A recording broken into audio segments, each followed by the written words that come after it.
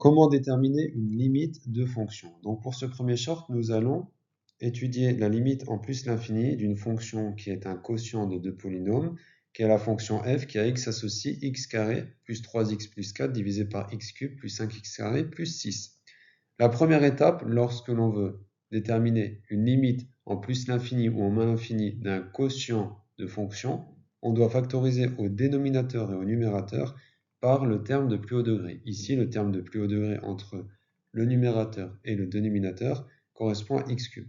Nous mettons donc x cube en facteur du numérateur et du dénominateur, ce qui nous permet de diviser tous les facteurs du numérateur par x cube et tous les facteurs du dénominateur par x cube.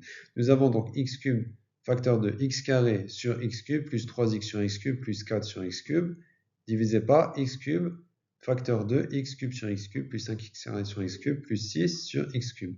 On voit donc apparaître des simplifications entre les différentes puissances, ce qui nous permet donc d'avoir finalement x cube facteur de 1 sur x plus 3 sur x carré plus 4 sur x cube divisé par x cube facteur de 1 plus 5 sur x plus 6 sur x cube.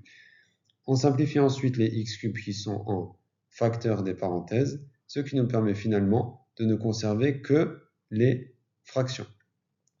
La deuxième étape est donc de déterminer la limite du numérateur et la limite du dénominateur. La limite du numérateur en plus l'infini, sachant que tous les termes vont se simplifier car x va tendre vers plus l'infini, donc tous les termes vont tendre vers 0, ce qui nous permet de dire que la limite du numérateur est 0. On fait de même au dénominateur, avec donc 1 plus 5 sur x plus 6 sur x cube, il ne restera donc que 1, car 5 sur x et 6 sur x cube vont tendre vers 0.